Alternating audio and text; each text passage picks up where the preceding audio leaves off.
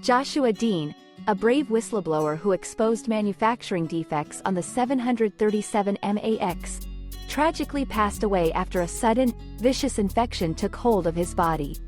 His family and loved ones are left reeling from the shocking news of his untimely death.